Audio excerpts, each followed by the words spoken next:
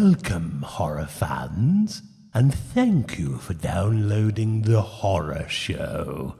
Sit back while your hosts Sean and Joe take you back in time to review your favorite and not-so-favorite horror movies from yesteryear. With their own twisted comedic view, your host will remind you why you loved or hated those classic horror movies and other horror-related events.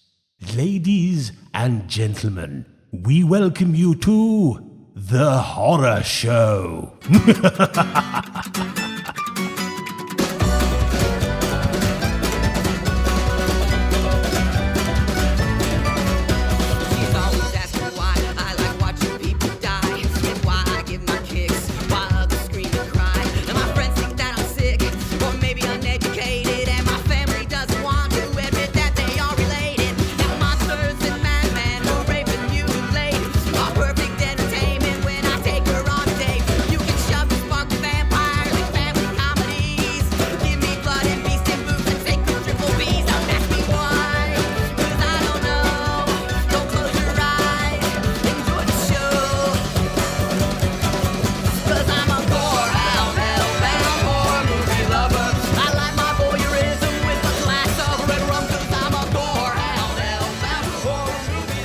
Hello everybody and welcome to The Horror Show, a show that dissects, mutilates, dismembers, and butchers all of your favorite and not so favorite horror movies and other horror related events. I'm Sean. I'm Joe. Happy Mother's Day, Joe. It was this Sunday. Yes, thank you. No one's ever wished me that before. Oh, right. Well, that's true. There are no mothers on this podcast because we're not Mrs. Doubtfire.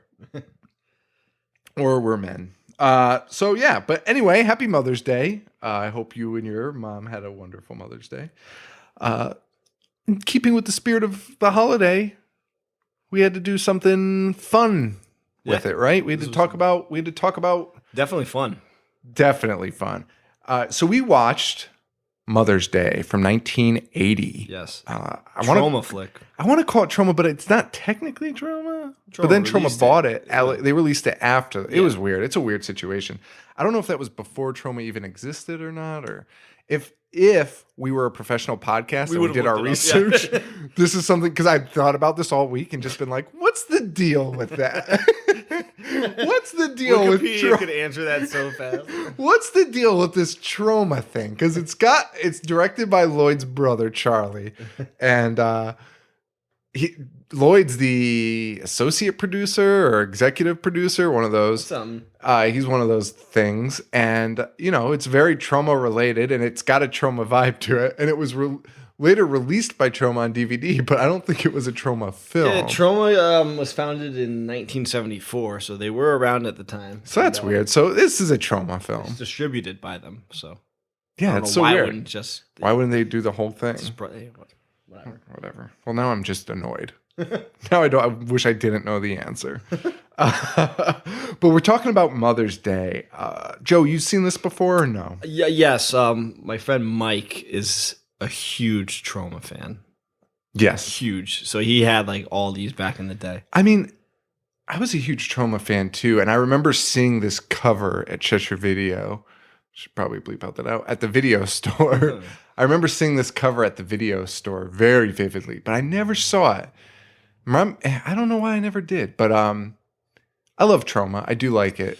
I wanted to derail this real quick and ask you how you felt about Troma or what your fondest Troma memories were.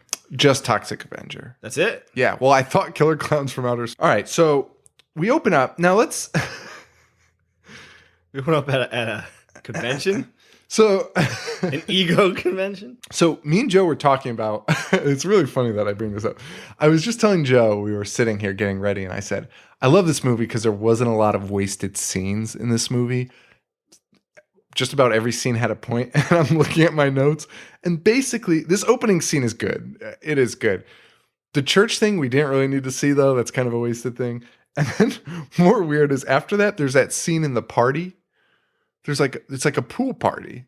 Oh yeah. What is the purpose of that scene? Because the girl works there? Because aren't they like reuniting and like planning it? No. No? The pool party where it's just like rich people. Oh yeah. What? Yeah, I forgot all about that until this. I felt like it was another movie. Like, what was the point of that Yeah, scene? they're like, oh man, that party you threw last night was real great, and you never see that guy again. Yeah. It was so weird. And that one guy keeps talking about Stanley Kubrick. Yeah. He's like, Stanley Kubrick said. It was so weird.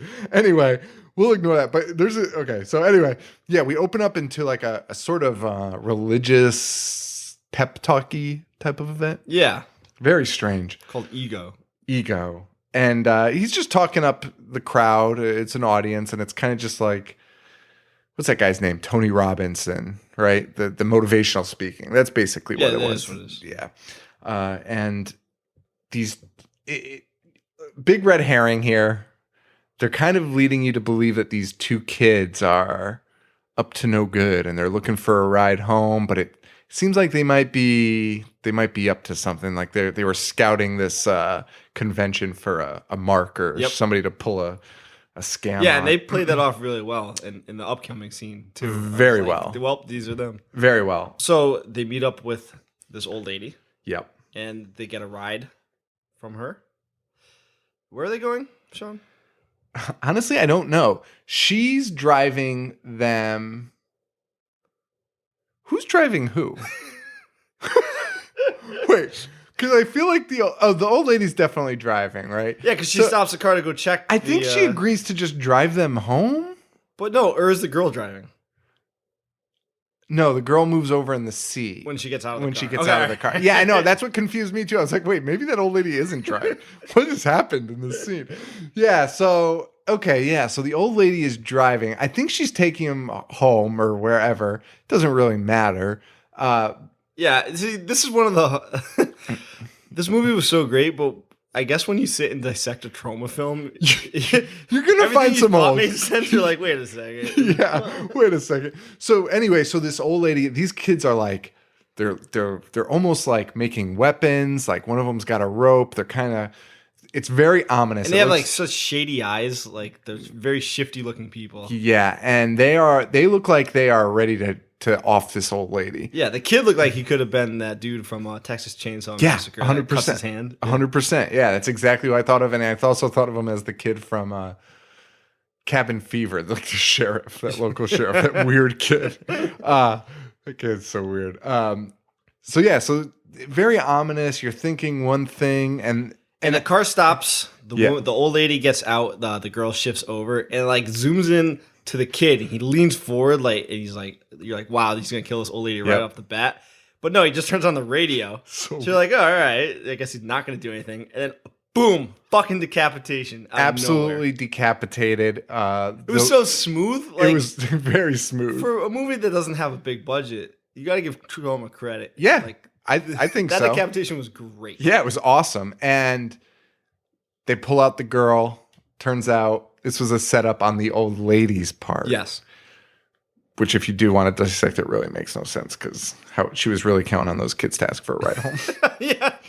Such a gamble. It's really a gamble. Like, I'm just going to go to these events until somebody asks me for a ride home. So that's how we are introduced to Mama, Ike, and Adley. Yes. The clan. I don't know what else to call them. They're like backcountry. Yeah, they are scary looking dudes. Weird. One's wearing like the pilot hat with like the goggles, and the other one's wearing almost like a sack mask, like Jason wore in 2. Yeah. Yeah. So very weird, very strange, and we won't see them again for a little while. But that they introduced them right off the bat, which I loved. They kind of reminded me of what's his name, Ricky Ledoux from True Detective. Oh, when he's just walking around in his underwear and a gas mask. Yes, like, yes. 100%. You know, there's some fucking asshole out there in real life. Oh yeah, 100%. And that is this guy, like this family. That is this family for sure. So we cut to our main characters here. We meet our 3 college buddies. They were college roommates back in the day. Their names are Jackie, Trina, and Abby. Trina, if you guys if you guys have seen this, I'll try to keep it visual for you guys. So Trina was the blonde. Jackie was who you thought was the main character and you thought would be throughout the whole movie. And then Abby is the other brunette besides Jackie. Yes, Abby is the other brunette besides Jackie. So we're introduced to these friends. They've got a great, they're just classic college friends. They've got a name for themselves. They call themselves the Rat Pack. Not exactly the most original name, but pretty sure there was another group named that at the time. Correct me if I'm wrong. But yeah.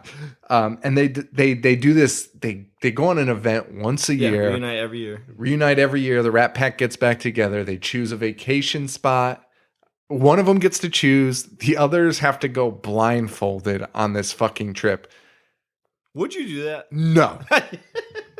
Absolutely not. And if I did agree to it and you're like, let's go on a vacation and you brought me to the fucking woods, I would be livid. Fucking pissed. Okay, so you got these girls. Jackie is definitely she's I'd say she's like adventurous, but I mean her backstory is kind of like guys take advantage of her all the time. Yeah. She's known for getting taken advantage of. She never stands up for herself. But overall she's adventurous. You have Abby who she's kind of coming from a weird relationship with her mother. A lot of mother themes in here. It's pretty heavy for a Troma movie. Again, there's like a lot of themes. Her mom just screams at her and yells at her and drives her nuts. Yeah. And which then does come back into play. Yes. And then we have Trina the blonde, who is just all about having fun. Yeah. Literally. Pretty much. And she is in heels. The point I'm making of this is because Trina shows up to this event in heels and a dress, a beautiful dress, only to find out she's going fucking camping. Yeah. Like, I know camping usually takes place in the woods, but this is like out in the sticks. This isn't like a retreat. It might just be me, but when you say vacation, woods doesn't come to my mind. No. You say camping.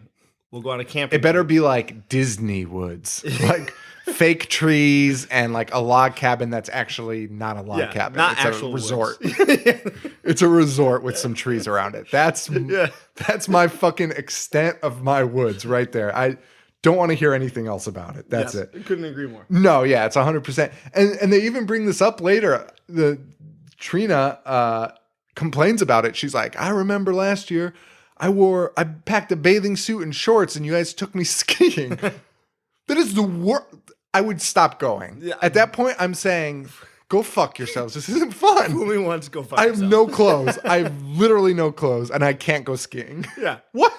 How is that fun? A terrible time. It's a terrible time. But we should start doing this in honor of the... I guess. No, I don't want to do this. This sounds awful. Blindfold you and just take you to Hardee's. Well, I'm fine with. That would be our vacation. We'll just take each other to Mason-Dixon We'll just take each other to different shitty burger franchises. That did. I took you to White Castle. This sounds amazing. I know. I'm in for this. This is Joe. The Rat Pack is reuniting. So we're going to fucking White Castle or Carl's. Carl's Jr. Yeah. Hell yeah. There we go. So back to this movie but these girls don't mind too much. One of them's even wearing the stupidest looking Explorer hat I've ever fucking seen that I didn't even think was real. It's like what, I don't know, like Teddy Roosevelt wears. I know. How she obtained this, I don't know. I don't know. But they're camping. They're reminiscing on their college days. Can we fast forward? I mean, rewind to when they get to the gas station. Oh, yes. Yes. Okay. So, do you want to talk about the gas station? Why don't you start off? They just go to a gas station, and this guy has no teeth. The gas station attendant. Is that a dip stain on his shirt? Yeah, Did you notice that? Yeah. So he just spits all over himself. Spitting all over it's himself. It's a huge dip stain, like the weirdest spot. And these girls put a paper bag mask on their head. Yeah, because that's how they're hiding the going to what venue they're going to. Yeah, so they're wearing the paper bag mask on their head. And two of them are, and one's not. And they walk in the store with the paper bag mask on their head, and they make the biggest fucking mess I've ever seen anybody make. so many cans and is it cans or am I making that up? Or was it apples? Something gets kicked and knocks everything else over. I know apples fell. Well, here's the thing. Everything falls. This poor man. This is like a shack. This ain't a 7-Eleven. This is this guy's home and business. And they don't even bother to pick a single thing up. They walk away and they're like, see ya. This is the biggest dick move ever. And he warns them not to go to where they're going. He's like, don't go up there. And then these two idiots walking in masks, they can't see it and start knocking shit over and are like somehow surprised. Like, oh, wait, I didn't mean to knock this shit over. Wait, I didn't know I would do that. That guy gives the best acting performance in the whole movie because the rage in his eyes is so genuine. Oh, yeah. I mean, I would be furious. I mean, the mess just pissed me off so bad. And it's such a minor role in the movie, and I laughed for like 10 minutes. I loved it. It cracked me up. They can't be bothered to pick up one apple. Or like, man, I'm sorry. And then as they're leaving, he just screams, "You lesbians! You're gonna get what you deserve. You're gonna get what you deserve, you lesbians!" And then it cuts to the woods, and the girl barefoot steps in bear shit, and just a giant pile of Play-Doh. It's so smooth. Do you see how big it was? Yeah. It couldn't have been left by anything less than a woolly mammoth. There's no bear that shits like that. It was so much poop. Also, can we just talk about how if you're going camping, the last thing you want to see is bear shit? poop. I would go right back to the fucking car for the rest of the weekend. You're going to like set up like 100 yards away? Are you fucking stupid? That seems like a good spot. Are you stupid? I didn't think of that. Get the fuck out of here. Are you nuts? So anyway, all this being said, we love this movie, guys. Like, this movie's great. I laughed about those two scenes for a long time. I did too.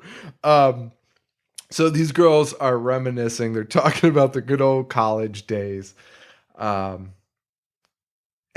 there's actually a couple scenes of this. There's a couple. It's weird. There's just a couple scenes of reminiscing, kind of going back and forth, building up this to just kind of show how tight they are and how some of them don't even want to be there and they're kind of breaking up. Like their lives are all so busy. And then they are treated to our buddies, the Hillbilly Brothers, show up, tie up their sleeping bags. Oh, are you really going to pass over the Dauber story? Yeah. Okay. I'm totally okay with it. Yeah, guys, if you want to see the story about the Dauber. Yeah. Jackie's ex-boyfriend that plays no role in it whatsoever. Really just never comes back. I mean, other than the fact that it just emphasizes that she can't handle her own shit. Yeah. And the Rat Pack always has to defend her. I guess that does come back. But yeah, basically it's a story. This guy screws her over and the Rat Pack gets him back. They get him back. By getting him naked. And it empty. So it's arguably... This just clicked on me. Like, the whole time I was like thinking, oh, they embarrassed him good. But literally nobody saw it. They didn't embarrass him at all. No one saw it. And in the age of like cell phones and stuff, that's a great prank because you would videotape it and put it on YouTube. Yeah, for those who don't know what we're talking about, they brought him to a baseball stadium, got him naked, and then they turned on the lights at the stadium. But there was nobody in the stadium to see him except for them. They pretended like they were Jackie was going to bang him at the baseball stadium. And the Rat Pack turns on all the spotlights and they shine on him and he runs away with no pants on and he's falling all over the place. But like, there was nobody at the stadium. It was midnight. Why didn't he just put his pants on and casually walk away? That's what I would have done. Because there was 3 people there. I'd have been like, that's fucking weird. Whatever. So the Hillbilly Brothers are back. I guess they've been watching them. They show up. While the girls are sleeping, they tie up those. Oh, they watched them while they were skinny dipping. Oh yeah, that's right. And that guy's making the most ridiculous noise. Oh my god. Oh yeah. It's so disgusting. It's so weird. Like that. The director must sit there and say, like, okay, you're gonna watch these girls skinny dipping, which is already creepy enough. But then the director's got to be like, you know what, like. Just breathe weird. Breathe real heavy. Breathe really weird. Slow. Like, does anyone actually breathe weird when they get like excited? Like, if you're looking at like an attractive woman, you're not like. Do you think there's somebody that does? I mean, like a nervous tick. Like, unfortunately, maybe, but it's fucked up. That's fucked up. Because you hear that all the time, but there can't be. Because these directors think we're all so stupid. Sean and I were talking earlier about how like ESPN has a sports science, but we need to get like a horror science to like verify these weird tropes. Yeah, because yeah, like that doesn't make any sense. Like these directors just insult your intelligence because they're like, could something turn me on enough where I just like breathe out of control? Violating these girls' privacy and staring at them naked, being a stranger and being a weird hillbilly. You know what? That's not creepy enough. Just fucking breathe weird. Just breathe like you've got a ton of snot in your mouth. Like, what? Like, okay, we got it, pal. We know it's creepy. That's all there is to it. Jesus Christ. So these guys have been watching them. They go in while they're sleeping, tie up those sleeping bags, and they drag them out of the woods. Yes. I loved the pace of this movie. Like, I was so glad that this was all just happening. Yeah. So good. Yeah, there wasn't anything that dragged. Like, even the scenes that we just said that were kind of like irrelevant, it was just perfectly shot, perfectly put together. Oh, yeah, 100%. These guys bring them to Mama's house. Yep. Where we are also introduced immediately to their weight room. Because they train. Well, yeah, okay. So, yeah, I guess that's 100% true. You're right. But when I first was watching this, I was like, that makes sense. Hillbillies with a fucking weight room? Like, they have, like, nice gym equipment. That probably cost a fortune back then. Like, they've got, like, a Bowflex. Yeah, I know. Like, what the fuck? At first, I was like, why the fuck do these guys have it? But in their defense, they are in impeccable shape. They are in great shape. But we'll get to that soon. We'll get to that montage soon. It was amazing. And we meet, Adley is the big, tall goof. Talks like the brother from Everyone Loves Raymond. Yep. And no, I'm sorry. Adley's the small guy. Adley's the small guy. Ike's the big guy. Ike's the tall guy. Talks like the guy from Everyone Loves Raymond. And Adley's the small guy with the big running mouth and a real tendency to rape. Very rapey. Very rapey. He's the rapist of the family. Which is, I would have thought the big lug would be. Yeah, well, they always make like the big lug like he's too stupid for sex. That's always the big lug. The Lenny Smalls. Lenny, right. Yeah. Like Lenny just wants to pet that lady's hair. He doesn't get that he has like sexual feelings for her. And then he's simple and he doesn't know his own strength. What can you do? Lenny. I love Lenny. Do we want to just talk about Of Mice and Men for the rest of this? Not really. To be perfectly honest. The bunnies, George. All right. So they get these girls in the house. They tie them up to this exercise equipment. This is pretty brutal stuff that we're seeing. It is not. It gives me as corny of a movie as this is. It is very. I don't know how to put it. The sense of dread is huge. So I was gonna say this. Like, one of the reasons I love Troma movies is because they genuinely gross me out more than any other movie. Is because it's like so. I'm looking for the word to describe it because it's so low budget, but it's just like filth. Like it is when those two guys are eating. They're eating out of like gruel buckets. And it was like I can almost like smell them through the TV screen. I was like, these guys are disgusting. Like when they wake up and they we see the brothers eventually. They wake up after a night. They're still wearing the same clothes. They're like so sweaty. Yeah, and they're just like barely cleaning them. One of them, oh my god, one of them brushes his teeth with beer. I've never been more disgusted in my life. I wanted to puke. That's the thing. I wanted to fucking puke. I was eating dinner when I watched them eating out of the gruel, and I was like, I lost my appetite. Like, this guy's eating out of a bucket, and like he's just disgusting. That's also mine. I think that's why I also don't like Troma. That's why I like it and I don't like it. Is because sometimes it's just like, oh, god damn it, like sex and violence just doesn't mean anything to them. No. Literally means nothing. Or hygiene or anything. So these guys are just fucking gross. Yeah, gross. Absolutely disgusting. They've got these girls tied up, and this is when the rape comes in. And this is weird. So they take I I keep forgetting their names. Jackie, our main girl, Jackie. They take her. Mama says, let's bring her downstairs. We're going to do our thing with her. And the guys are all excited. And they say, Mama, I want to do the park bench. I want to do the park bench. These guys are essentially setting up. So when I'm watching, oh my God. So they're like, okay, you sit here. And that's good. Thank you. And you here read this magazine. It's really good. It's about muscles. Read this magazine. And I'm gonna go over here. And he and Ike is like pretending to be a garbage picker, like behind the bench, and she's sitting at the bench. And then Adley has one of those invisible dog leashes. And he's walking. Oh, he's walking the invisible dog. Oh, foo. He's doing the worst French accent I've ever heard in my life. Oh, foo. No, bad dog. Foo. And I'm like, honestly, I'm laughing at this scene because I'm like, okay, so this isn't about rape. What does he scream at the girl? He screams something that's so intense. I don't know. Might just be shut up, but the way he screamed it.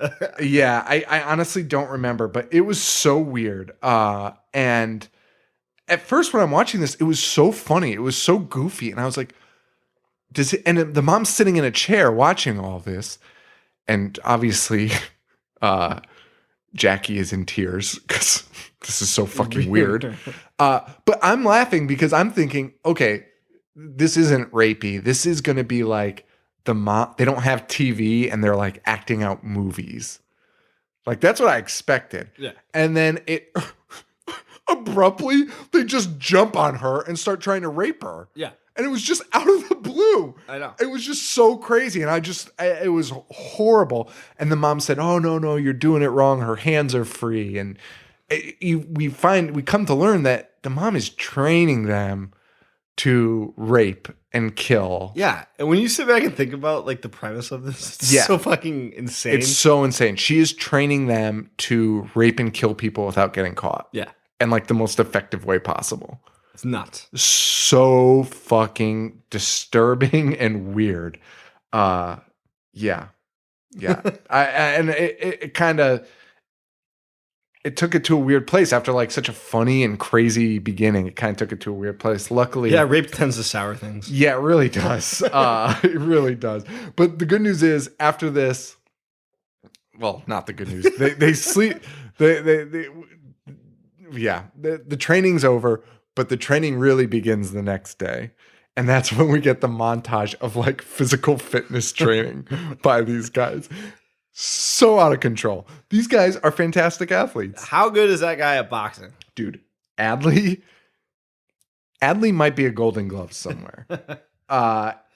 He is in shape. He is in shape and he is hitting that heavy bag. Ike's a little rougher, but I think that's why there was 90% Adley scenes because the director was probably like, oh shit, this guy can actually do push-ups. Shit. Dude, he's doing one-handed. One-handed push-ups. To perfection. Yeah. Those are good form. They're great for him. And he's just banging those out and Ike can barely do anything. Fucking Ike.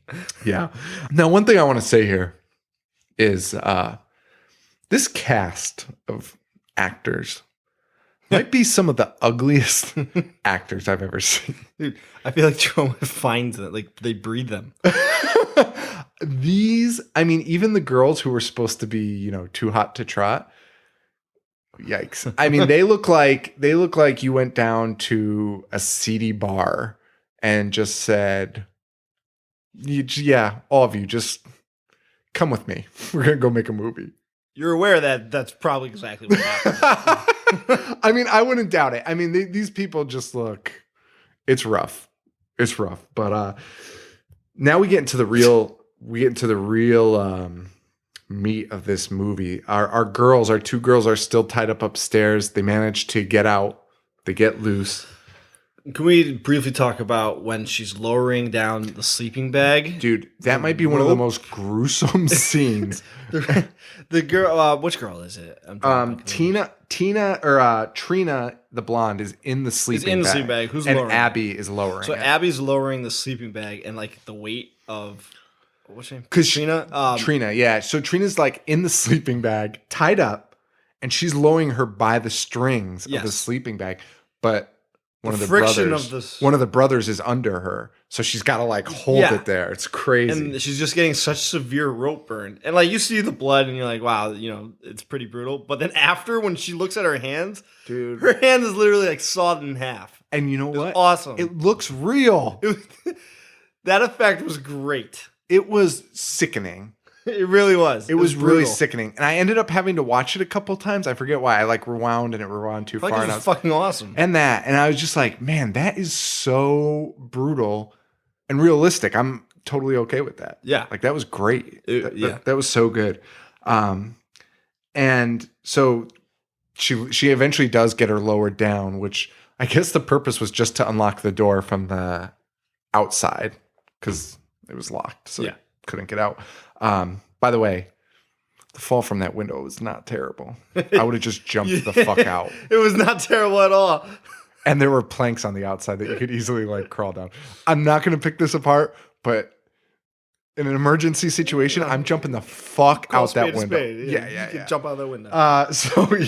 But they managed to get in. They unlocked the doors, and they have to go find Jackie because they're going to try to make a run for it right now. And this might be one of the second most gruesome scenes I've ever seen. Finding your friend in a fucking crammed into a dresser drawer, still alive, and basically raped to death. Yep. And they see the two kids from the beginning of the movie. Yes, yeah, we see their like heads. A bird cage. We see their heads in bird cages. But more importantly, their best friend is stuffed in a dresser drawer, still alive, barely alive. That might be one of the most effective scenes I've ever seen. Like, could you imagine seeing if I came over to your house? I was like, hey Joe. I walked by the dresser drawer and you fucking grabbed me, and you were just stuffed in there dying. Pretty much, I'm in therapy for the rest of my life. Right. That's fucking awful. Would you be slightly impressed that they were able to fit me in a dresser drawer, though? I'd be very impressed. I was so impressed that they fit this woman in a drawer, and she was a slender gal. Yeah, I would harder time with me. I couldn't fit in a dresser drawer. Those dressers. No. I don't know why we're arguing about fucking this horror science. Can they fit a woman in a dresser drawer? We need to hire somebody. And by hire, I mean offer like a beer. Except here's what we'd get like from anybody with a brain that would be willing to do it. They'd be like, well, that's great, but who gives a shit? And we'd be like, oh, right. I'm sure some people care. Oh, shit. Yeah, you might be right on. Like, what was the one that started our conversation about the horror science show? Oh, it's the Drano scene that's coming up. Oh, okay. Yeah. So later in the movie, our hero pours Drano in one of the guy's throats. And Joe said, is that what happens when you drink Drano? I said, well, who the fuck knows? Because I don't know. And that's what got us started. Like, we need horror science to prove if that would happen, if that's accurate. And I would be very interested in horror science. Imagine my fiance would lie and tell me she's very interested. So that's two right there. Imagine if we somehow got like a Yale grad student that just needed like an internship or something. We were like, listen, we've got this great idea. We want to do horror science. He'd probably be like, okay. I'm thinking monsters and radiation. Okay, so the first one. What happens when you drink Drano? Does it really foam, or would you just like die? Does it froth up blood, or like, could you tell us that? And he'd be like, you know what? I think I'm busy. Okay, wait, before you go, could I fit into a dresser? Could Sean stuff me into a dresser drawer? Could a man stuff me into a dresser drawer? A standard dresser drawer. I work close enough to I'm going to go troll the campus tomorrow. I'm going to put up some flyers. We need help. We need answers, everybody. It was honestly some of the stupidest things that we've ever thought, but I think we might do it. I think that might be our second coffee table book. Fun facts. Horror science is the future. Horror science is the future. I completely agree with that. So, yeah. All right. Well, the girls get away. Yeah. They run out into the woods. Yep. Poor Jackie doesn't make it though. No. Jackie's dead. Trina tries to make a run for it. She sees a cop. She's a cop. She stopped. You think she's going to be saved. She starts hugging the cop. But then it's revealed it's just Big Lug Ike dressed as a cop. That was pretty good. It was pretty good. I wasn't really expecting that. I thought maybe it'd be a cop that was in cahoots with the family. Yeah. But now it's just Big Ike. And she actually manages to get away. Trina, I mean, for being a city gal, probably the toughest gal there. Yeah. She is resourceful. Very resourceful. For sure. We also, at this point, because the girls are kind of out there, the guys have lost her, so they're back with Mama at the house. We start hearing about Queenie, this creature, or her sister. The mom's sister. Yeah, who lives like a sewer rat and eats poop and stuff. It's so weird. And the mom's sister lives out in the woods. It's so weird. Just like them. Yeah, and the kids, Adley says, Mom, Grandma said Queenie's dead. And Mom says, I'm telling you, she's alive. I've seen her. And that's really all we get. And it's so late in the movie that we're finding out about this new character, Queenie, that I was like, what significance does this have? But we'll find that out later, I guess. So very strange, but Jackie's died from her wounds and Abby is fucking pissed. Yep. This is what I've been waiting for the whole movie. Time for the revenge. Man, for a while I was like, are they even going to get revenge? Or are they just going to like barely escape with their lives? So when Abby like puts on that fucking bandana and is like ready to go to war, I was fist pumping. I was like, the bandana is, when that goes on, you know shit's going down. Dude, when Gizmo puts it on in Gremlins, same thing. Yep. You gotta be ready. When Springsteen puts it on Born in the USA, lights out. Over. Lights fucking out. See you later, USSR. Go fuck yourselves. USA's here. Fuck shit up. All right, go Rat Pack, go. So let's talk revenge. Let's get to I'm drawing such a blank. What's the other idiot's name? Not Ike. Adley. Let's talk about him first. Okay. For what, the death scenes? For the death. Yeah, let's get into the end. Adley goes into the kitchen. The girls are still missing. And Adley goes to the kitchen. He sees one of the girls Trina's trying to unlock the door, and he sees her and he thinks, I've got these girls. And from behind, Abby fucking stabs him with, I don't even know what that was. Do you know what that was? No, I don't. It looked like a fencing sword. It had a huge circular thing on it, but it went straight through his chest. It was so weird. And Trina comes in the front door and like most amazing thing ever. Hits him in the nuts with an axe. And for all of you who don't have nuts, I can't explain to you how bad that made me cringe. It looks awful. And the other thing about this scene, which, listen, I love the nuts, the axe to the nuts. Love it. I think it's great. It's really hard to perform that action. So Trina does this like almost like when you do like a granny shot in basketball, like underhanded with both hands between your legs and like throwing up. That's how she uses the axe. It's like this upward motion. I don't think you'd ever get enough force, but she lodges this fucking axe right into his dick. I'm gonna throw up. I loved it. Fantastic. If anyone's going to get the axe to the nuts, it's Adley that deserves it. Totally. The raper. And he stumbles backwards, like outside. Yeah. No, they're carrying him outside. They're moving the body. Oh, yeah. I don't know why, but they decided to move the body outside. And this might be the best scene ever. Second best. Third best. Well, I'm not a good bargainer. Deal. Again, the first best scene ever is the Elvis Presley scene in Devil's Rejects. No. I meant the best scene in this film. The second best scene ever is Charlie Brown is an asshole from Trick or Treat. And the third best scene ever in film history, in any film ever made. You're claiming that the Elvis scene is the greatest scene in film history. Film history. In film history. Godfather, E.T., whatever E.T. else. sucks. Yeah, no, the best scene in film history. So this is the third best scene in film history. Okay. I will not argue it. The two girls are dragging Adley out from the second floor window, which we already talked about. I would have just jumped out of. This guy's got the right idea. Ike comes barreling head first, arms out the fucking second story window. It is such a beautiful dive. Beautiful, gorgeous dive. And we get this like undershot. So we see his face and belly going over us like we're laying there. And he not only does he dive out, but he lands perfectly with his hands on one of the girls, knocking her over and doing like a tumble over. Scenes like this are what horror movies are missing these days. 100%.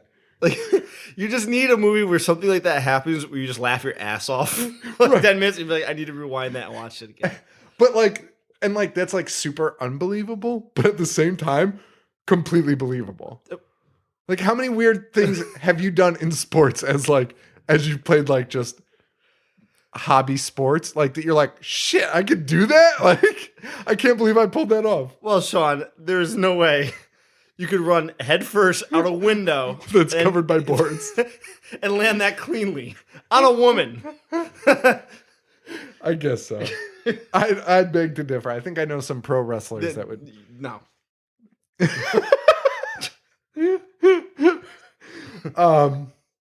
So this is the drainers. Horror science, dude. The horror science. Oh fuck. Well, maybe horror science just needs to dissect Mother's Day. Well, that would be the starting point. I hope Adam and what's the other guy's name from MythBusters?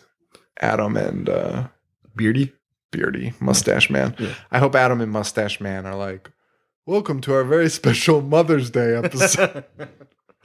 We're going to dissect that disgusting, horrible exploit film from 1980 and see what's real. Yeah. None of it. None of it. What a shock. End of episode. As they're counting their money from Discovery Channel. They don't prove anything. They just say none of it. None. The episode ends. It's over. Nothing. God. Nothing's real in this. Funny. It's all fake. And none of it makes sense. None of it is physically possible. So there's a big struggle. Abby pours some Drano down Ike's throat, yes. Where he starts kind of just bloody foam starts coming. It's gross. It's again super gross out. Like I felt pain for him. Yeah. And if somebody pours Drano down my throat, even if I don't die immediately, and even if I don't like drink it, it's just in your fucking mouth. Yeah. I'm probably fucked for the rest of the day. I'm probably taking the rest of the day off. For sure. Take a couple showers and rinse that mouth out. Get some scope. And worry about dying all day. Yeah. I remember I was a kid and I accidentally drank aloe, like from the plant. My mom told me it was poisonous. I don't even know if that's true. It is 100% not true. Okay. Well, I was terrified all night. I actually cried. And I was like, put aloe in my drinks. But instead of like telling my mom that I ate it, I just sat in my bed accepting death. might be coming for me. So weird. Really bad decision making as a child. Really bad decision making. They actually also smash a TV over Ike's head because Ike just won't die. And even after they smash it, by the way, wait a minute. Let's just talk. You see in horror movies, how many horror movies does somebody get a TV smashed over their head? A lot. Wait a minute, Most Joe. notably, Freddy. Wait a minute, Joe. In my notes, I have this as a note. I wanted to talk about the TV bit. I said, I don't think a single one is scientifically accurate. Another horror science. Would smashing a television set... Son, we have gold here. If you smashed a television set over a man's head and it was still plugged in, would it be like in every movie? Like in every movie. Even in Maniac. Or no, not Maniac. Where did they see that recently? Henry, Portrait of a Serial Killer. They do that. Which is like a pretty like realistic, like grounded serial killer movie. Like the guy's like, and like, it's like with that, I don't think that would happen. I think the TV would just break. I mean, That would fuck you up, especially on those old 80s TVs. Yeah, but those old 80s TVs, wouldn't you just have a broken neck? Like, there's no way your head would go through it. No. Fuck. They're the shittiest TVs known to man that they use to break over people's heads. Yeah, no, that would be like Adam. Again, Adam and them would just be like, no. So you're saying no. But they would do it with a dummy, and the head would just shatter. They'd be like, no. Well, As we expected. First of all, Sean, they wouldn't do it at all. Second of all, this needs to be answered. As we expected, a 90-pound television would just crush your skull. Your head wouldn't go through it. You wouldn't live, and you certainly wouldn't be electrocuted. You wouldn't make those noises. Yeah. You wouldn't be electrocuted, and you wouldn't be able to survive like Ike does. Because Ike survives. But that's okay, because we then get to see a meat slicer just over and carving knives. over. Oh my gosh. Yeah, that's what it's called. Those electric carving knives. Yeah, and she is just stabbing the shit out of, oh man, blood everywhere. Yeah. I love this movie. Anyway, wrap it up. Mama is kind of hunting them now. They don't know where Mama is, but Mama's been following them. They go into the basement. Abby, the mom comes down the stairs behind them. And Abby comes flying out, and it looks like she's got a knife in her back. And you're thinking, oh, shit, maybe this is Queenie. And then you realize we'd seen this earlier. It was a Rat Pack prank, the old fake knife in the arm. And they turn around and they tie up Mama. And how do they kill her, Joe? Oh, they kill her by inserting a big plastic fake titty into her mouth and asphyxiating her.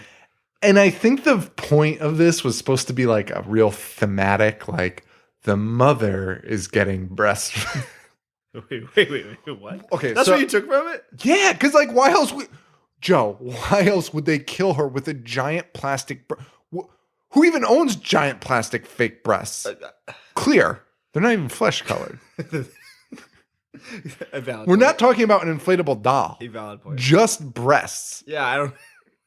Yeah, I mean, and they put the nipple right in her mouth and asphyxiate her with giant plastic breasts. I guess. I mean, I think it was just trying to follow this weird mother theme, which is also Abby freaks out because you have like she's having like flashbacks of her mom. Which, by the way, you forget at this point. You're like, oh yeah, I guess yeah I kind of remember that. Yeah, and it leads to nothing. But this mother gets the shit choked out of her. Yeah, with this titty. Not very satisfying to me. I kind of wish they'd cut her up or something.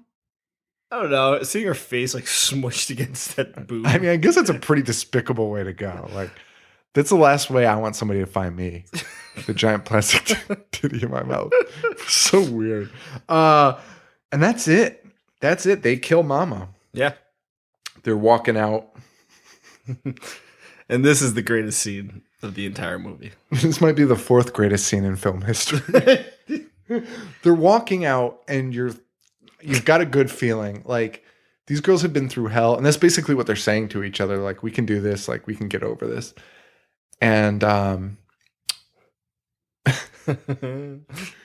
Queenie jumps out of the fucking bushes, and it freeze frames her midair, like I imagine like the Cats do in the Broadway play.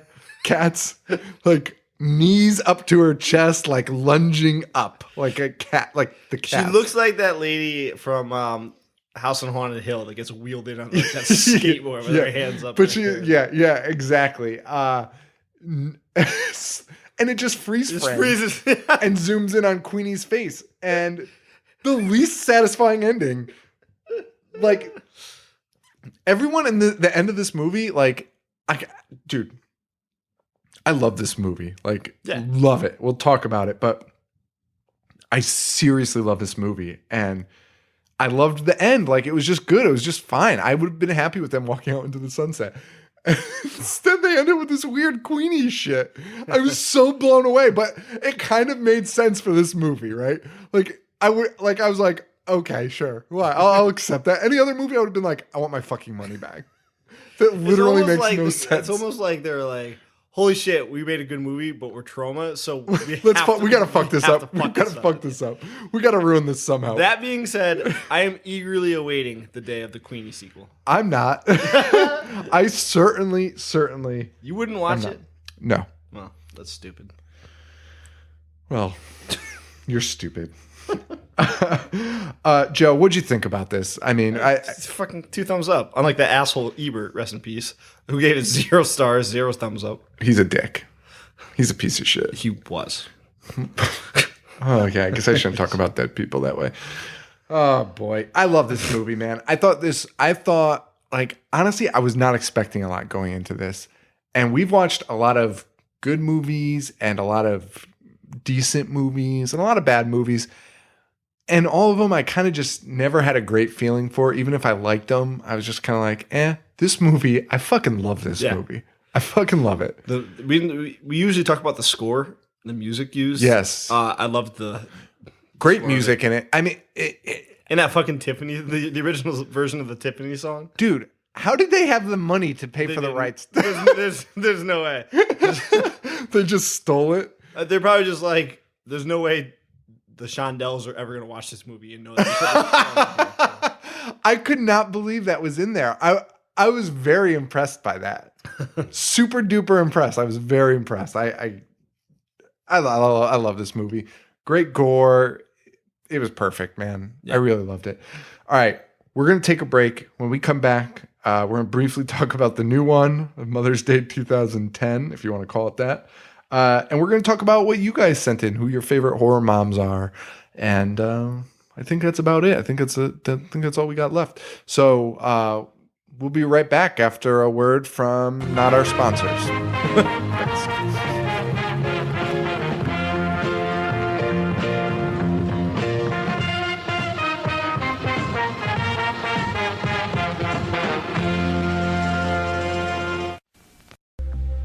It is midnight on a tropical island. A beautiful young girl's long hair streams against the coral reef. Her beautiful body is caressed by the tide. Suddenly, a decayed hand rises up and blood-drenched jaws move to bite her. The living dead walk again. Zombies. They are decaying. They are missing from their graves. They live and hunger for your flesh. There is no place you can hide. Zombie, you are what they eat. No one under 17 will be admitted. Zombie. All right, welcome back, everybody. Yeah. Thanks for sticking around. I wonder what we played for you this week. I don't know what I'd play for you. I was honestly, I haven't decided yet. It was between Mr. T, Treat Your Mother Right, or the song from Mother's Day that they played. What was that song? The Tiffany one? Yeah. Well, the original one. I Think We're Alone Now. Oh, yeah. I Think We're Alone Now. So ridiculous. Such a good song. Was that Tiffany or Debbie Gibson? I think it was Debbie Gibson, honestly. Who gives a shit? Who gives a shit? So we were originally going to do, we had done an episode. What did we do? Oh, Maniac. And we kind of called it this boot or reboot, where we would watch the original, watch the reboot, and decide, was it worth rebooting?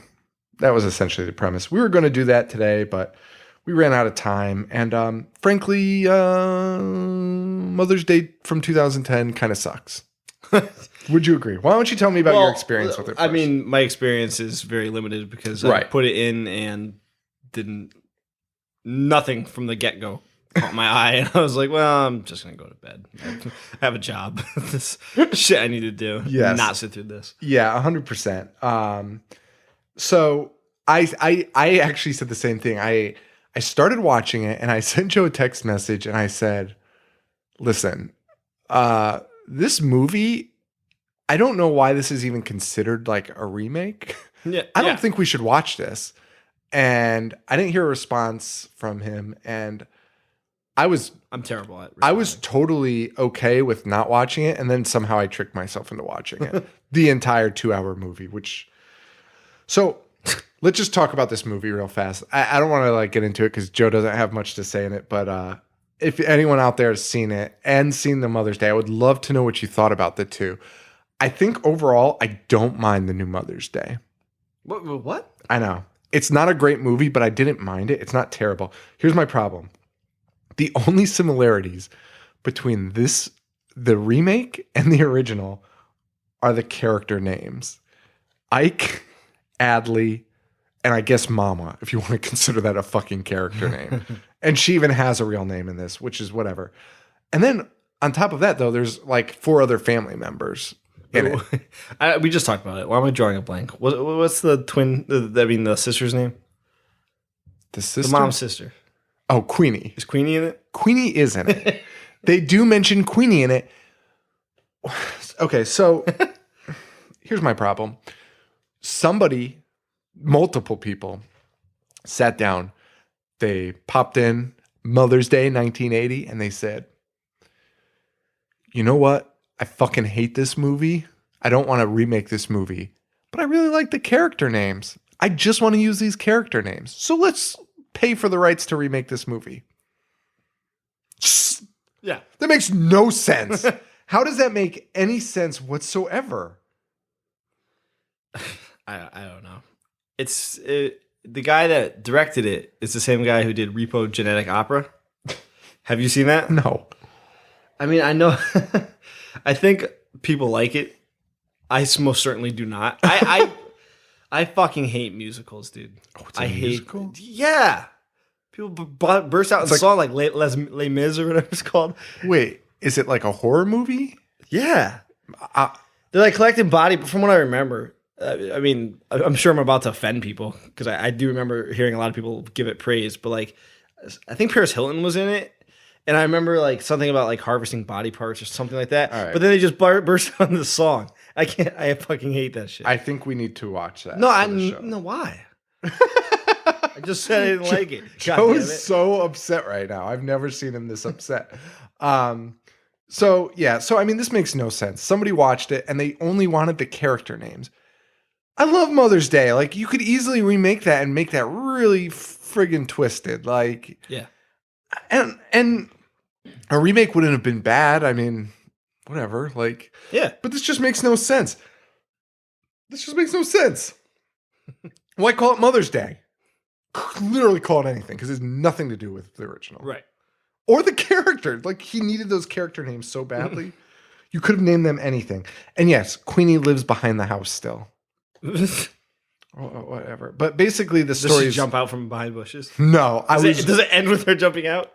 It ends with nothing about Queenie. Ah, damn it. No Queenie whatsoever. Yeah, and overall, I mean, the gore is nuts in it. You didn't get to any of them, but the gunshot wounds in this also isn't much of like a horror movie. It's really more, I guess, a thriller. I mean, these are just like bank robbers and deadly home invaders, essentially. But the gunshot wounds in this are just like, there's a headshot to the gunshot wound that this guy's head is like in pieces. Nice. Like, it's brutal. I couldn't believe that they did it, but it's just super unrealistic. A lot, like I was telling Joe this, the trope in horror movie is like the girl falling while she runs, or you make a stupid decision or whatever. I'm okay with that because it's usually once or twice in a horror movie. And guess what? Who the fuck knows what you would do if you're getting chased by like a guy with a chainsaw? I certainly don't know if I'd be able to stand up the entire time. I'd probably just faint and die. This movie, Mother's Day, the remake, was just like stupid decision after like at least 40 times. There was like a million occasions where they just, why? Right. You just asked why. Right. They completely did not suspend your disbelief. So that was that. As much as I didn't like it, it wasn't bad. Changed the name, and I'm probably okay with it. Yeah, we see it's this just all a the time. stupid horror movie. Why? But at least like in Evil Dead, like, which is one we talk about, like, why do that? Like, you could just change the name and kind of, at least that made sense because it was kind of like the same story, the same mythos. Nothing. And they could make money off the Evil Dead name. Right. You're not going to make money off the Mother's Day name. No, yeah, even more importantly, yeah. Mother's Day didn't even make its money back, I don't think. I'm sure it didn't. Well, maybe. Maybe distribution sales. So yeah. So guys, we asked you very late, just today before we recorded, because I thought about it. I am not creative, and today I was like, oh, that would have been genius. And I was like, I'm gonna try and get enough answers today. Luckily, you guys pull through, especially the Tumblr user Hell Yeah Horror Movies. He or she reblogged us, and somehow they must have like a bajillion fans because our stuff spread like wildfire. We got some amazing answers from you guys. So we asked you, what's your favorite mom from a horror movie is? Joe, do you have a favorite mom? Putting me on the spot. I'm going to go through some of these fans, and because in my head, Pamela Voorhees is probably number one. So that's what I thought about. I thought about when I put together, I put in some images and stuff. I thought about Norman Bates's mom, Pamela Voorhees' mom, Pamela Voorhees. Norman Bates's mom Dead. That's your favorite? She's a great mom. No. She's not a great mom. No, she's an awful mom. Okay. But I'm just saying, like, your favorite horror movie mom. All right, wait. What's the criteria for favorite then? Just like something you like. Okay. All right, fine. Like, it's pretty chilling when you see Norman Bates' mom. She's a fucking corpse in a rocking chair. Now I agree. I thought you were arguing that she was a good mom. Like raising their children well. I don't think you're going to find many in horror movies. Pamela Voorhees is a loving, caring mother who wanted the best for her son. And my wife would probably agree with you, because I think if my son was Jason, she would. Well, I guess Jason really didn't have it coming. Jason didn't have it coming. No. That's always a weird movie. When you dissect a movie like that and you're like, wait, poor Jason. Yeah, poor Jason. Fucking murdered. Yeah. Yeah, I get you. So, with that downer, that's really sad. They just killed an innocent child. Got away with it. Got away with murder. They didn't kill him. He drowned. So the point was, we had but they killed it. It was neglect.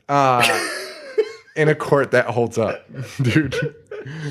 Fucking guy. So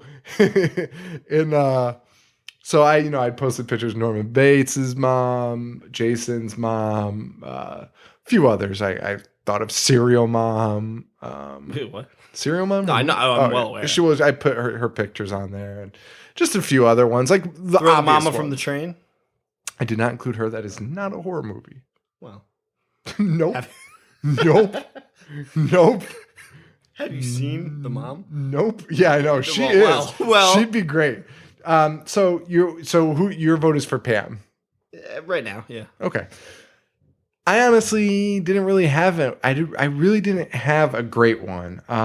Like I said, I put together those images. Like, honestly, I like Pamela Voorhees, the head on a sweater on a table.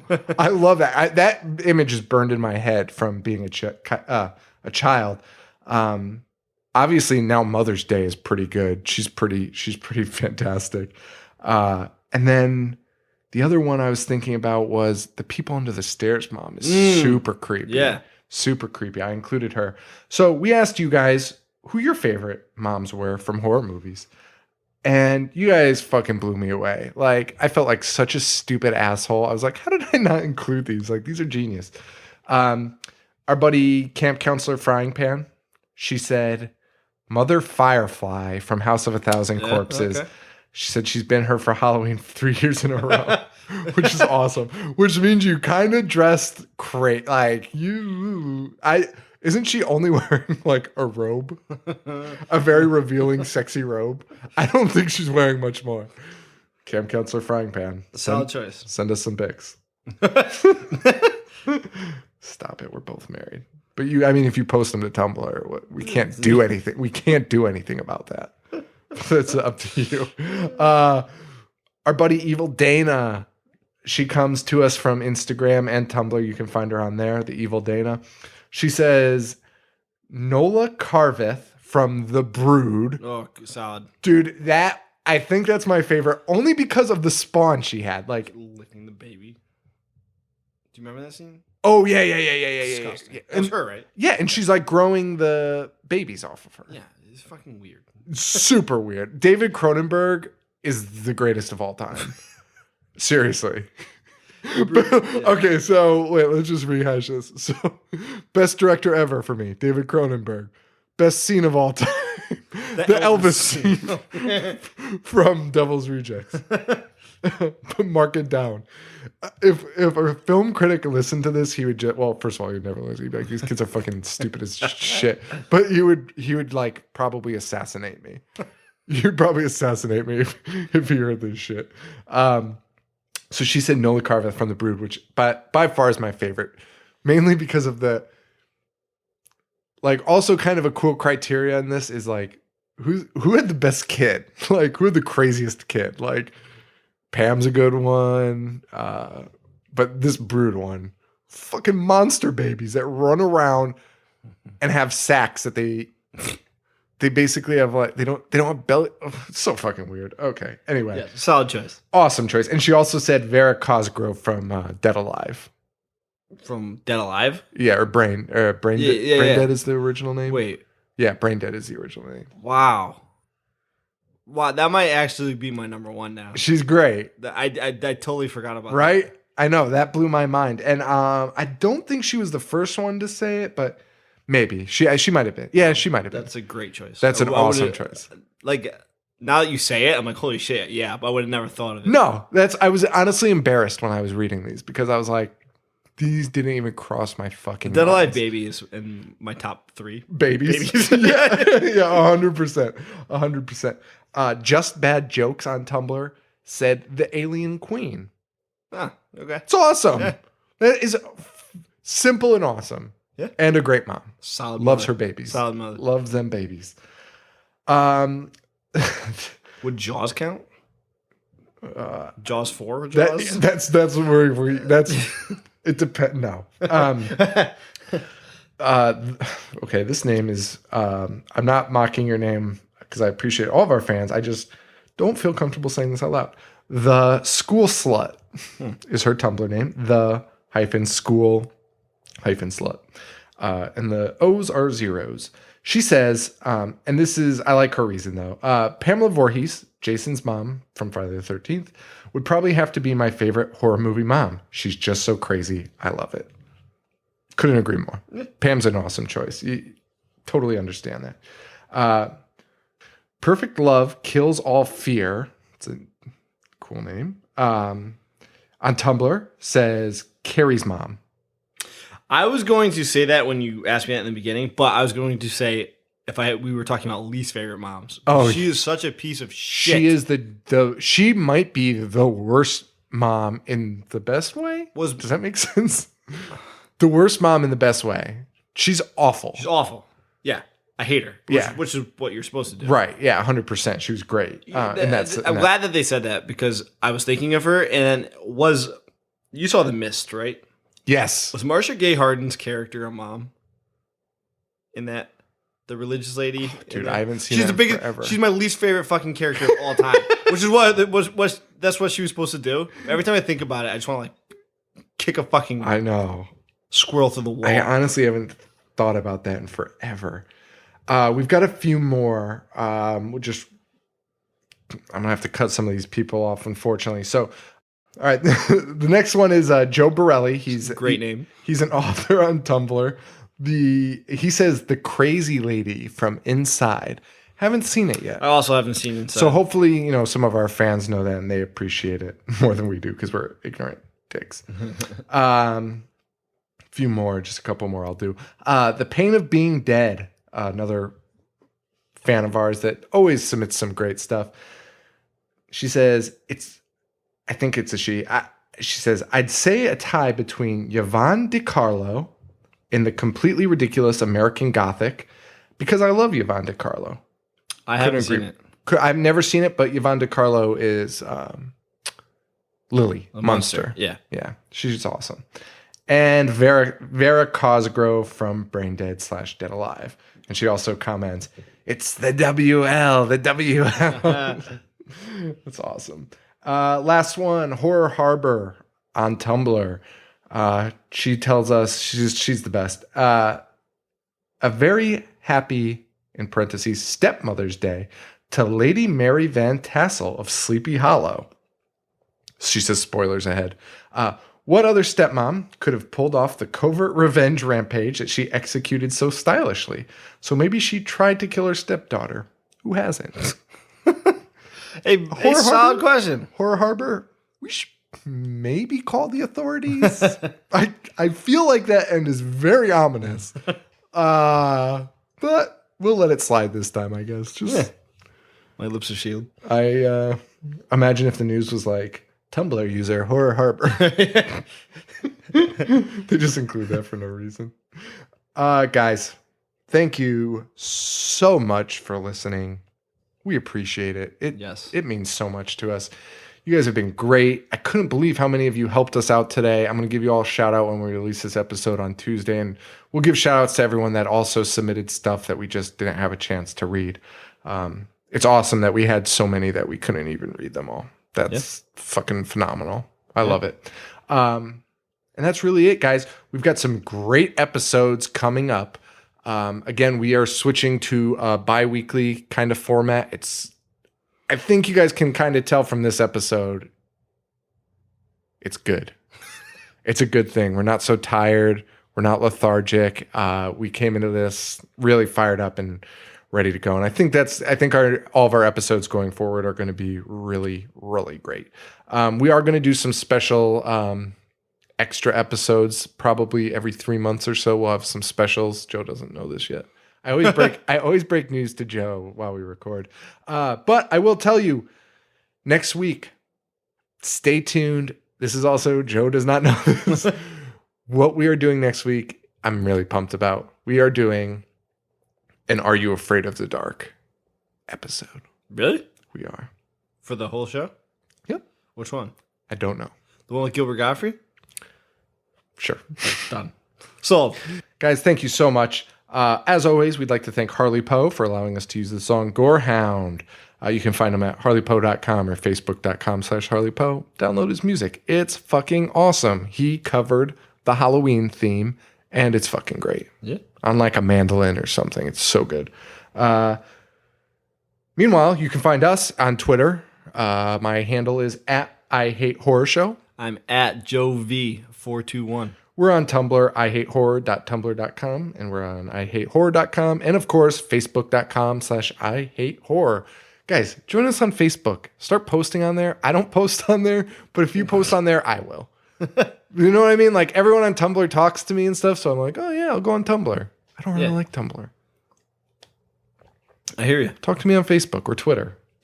Twitter. I like Twitter. I like Twitter too. Biggest thing you guys can do to help, I mean, besides just downloading, we appreciate that. Rate, review, subscribe on iTunes and Stitcher. It means a lot to us. We got a great review. Also, my sticker is almost finally designed. It's taken me a long time, but I wanted it to be super perfect and super punk rock, and it is. Nice. So we'll see those soon. And once we get those going, punk rock? We'll be giving the what? How punk rock? Very punk rock. Discharge or more Clash? No, more GBH. The Vandals? More the Vandals. Oh, okay. All right, guys. Thank you so much for listening. We'll see you guys, or we'll talk to you guys again in a couple weeks. Thank you. Adios.